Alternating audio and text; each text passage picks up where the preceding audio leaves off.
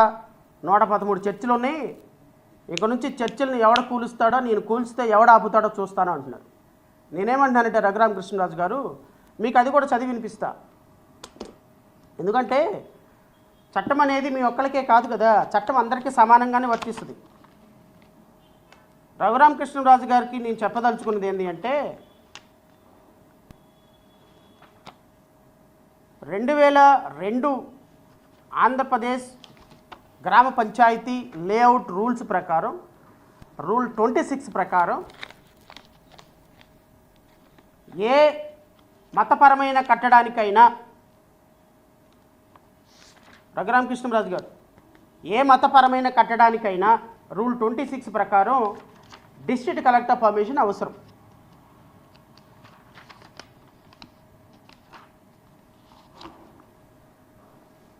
No site shall be used for the construction of a building intended for public worship or religious purposes without prior approval of the collector of the district, who may refuse such approval. In his opinion, the usage of the site for the purpose of construction of the building is likely to endanger public peace and order, after giving an opportunity to the applicant to show cause against such refusal. నేను మళ్ళీ రాష్ట్ర ప్రజలకు అర్థమవడం కోసం ఇంకొకసారి చెప్తా.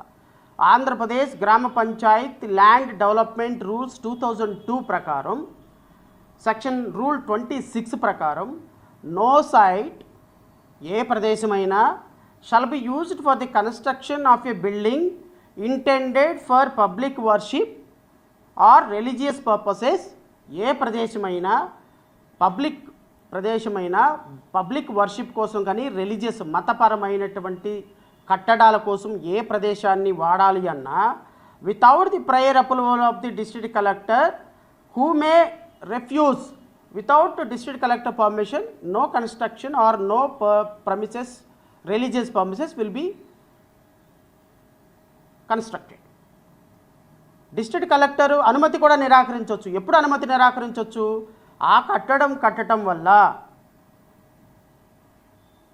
Is likely to endanger public peace and order, పబ్లిక్కి సంబంధించి అక్కడ ఉన్నటువంటి లోకల్గా ఉన్నటువంటి పబ్లిక్కి, వాళ్ళ శాంతికి, వాళ్ళ భద్రతకి ఏమైనా విఘాతం కలిగిస్తుంది అని కలెక్టర్ భావిస్తే ఆ కట్టడానికి పర్మిషన్ ఇవ్వటానికి లేదు అని చట్టం చాలా స్పష్టంగా చెప్తుంది.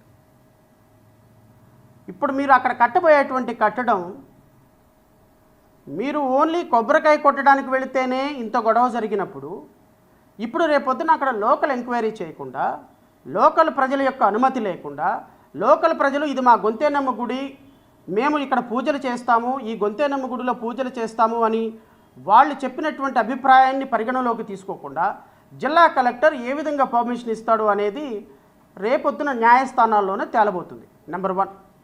సో ఇది ఖచ్చితంగా న్యాయస్థానంలోనే తేలుతుంది. మీరేమన్నారు? ఈ విధంగా పర్మిషన్ అడిగి కన్స్ట్రక్షన్ కట్టాలి, మేము అలాగే కడతామని చెప్పాము.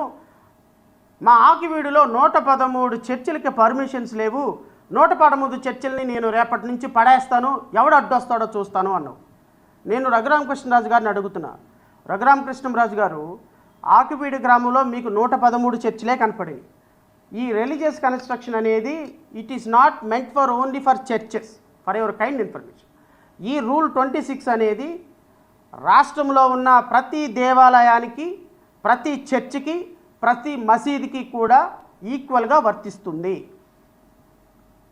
సో ఆకివీడులో మీరు ఓన్లీ చర్చిలను మాత్రమే చూస్తున్నారు. నేనేమంటానంటే, మీరు చర్చిలను కూలగొట్టడం మొదలుపెట్టిన తర్వాత చర్చిలకు సంబంధించినటువంటి, కూలిపోయినటువంటి చర్చిలకు సంబంధించినటువంటి వాళ్ళు రేపు దేవాలయాలు కూడా కూల్చాలి అని ప్రయత్నం చేస్తే, మీరు 113 చర్చిలే పర్మిషన్స్ లేని చర్చిలు చూశారు. 1300 గుళ్ళకి పర్మిషనే లేదు మీ ఉండి కాన్స్టిట్యున్సీలో. 1300 గుళ్ళకి మీరు కావాలంటే ఎంక్వైరీ చేయండి వెళ్ళి.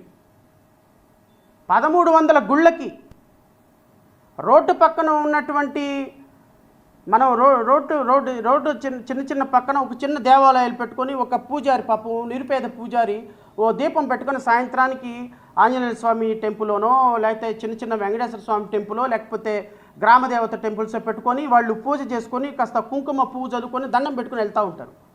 అలాంటి వాటిని కూడా తీసుకుంటే మొత్తం ఊండి కాన్స్టిట్యున్సీలో 1300 టెంపుల్స్కి అక్కడ ఉన్నటువంటి మసీదులకి ఎవ్వటికీ పర్మిషన్ లేదు.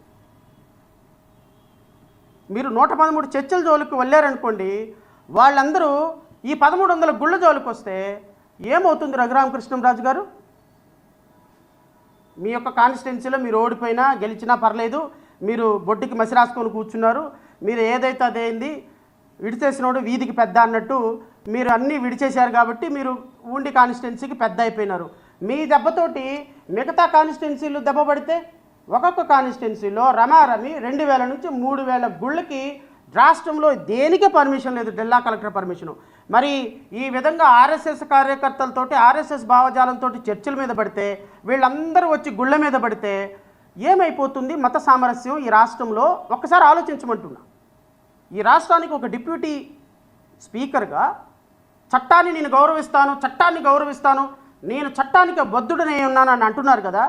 నిన్న హైకోర్టులో నేను పిటిషన్ వేసినప్పుడు కమిషనర్ అప్రూవల్ లేకుండా బిల్డింగ్ పర్మిషన్ కోసం, లేకపోతే కలెక్టర్ అప్రూవల్ లేకుండా రిలీజియస్ పర్మిషన్ కోసం మీరు ₹1 కోటి ఇప్పటికీ ఎలా కలెక్ట్ చేశారు ప్రజల డబ్బుల దగ్గర నుంచి అని నేను అడుగుతున్నాను. మీకు సమాధానం చెప్పండి. మీరు ఇంత సభ్యతగా ఇంత చక్కగా రూల్ ప్రకారం మాట్లాడతారు. ఎస్సీగా ఉన్నవాడంట ఇట్ట బైబిల్ పట్టుకొని చర్చికి వెళ్ళిపోతే, అరే అబ్బాయిలు దేవుని మీ శాపం మీ మీద తగులును గాక, మీరు శాపగ్రస్తులు అయిపోదురు గాక అని బైబిల్ లాంగ్వేజ్లో మాట్లాడి సర్కాస్టిక్గా మాట్లాడుతున్నారు కదా. నేను అడుగుతున్నా, మీరు గవర్నమెంట్ అప్రూవల్ లేకుండా, కలెక్టర్ ఎన్ఓసి లేకుండా, మున్సిపల్ కమిషనర్ పర్మిషన్ లేకుండా ఏ విధంగా ₹1 కోటి కలెక్ట్ చేశారు? నేను హైకోర్టులో పిటిషన్ వేసిన తర్వాత నిన్న మున్సిపల్ కమిషనర్కి ప్లాన్ కోసం అప్లై చేశారా లేదా? మీరు రాష్ట్ర ప్రజలకు సమాధానం చెప్పండి. మీరు ఏ రోజు ప్లాన్ అప్లై చేశారు మున్సిపల్ కమిషనర్కి, కలెక్టర్కి ఏ రోజు ఎన్ఓసి కోసం అప్లై చేశారో ప్రజలకు ఒక్కసారి సమాధానం చూపించండి. నిన్న మీరు అప్లై చేసినటువంటి పర్మిషన్ చూడండి, మీరు గవర్నమెంట్ పర్మిషన్ పెట్టలేదు.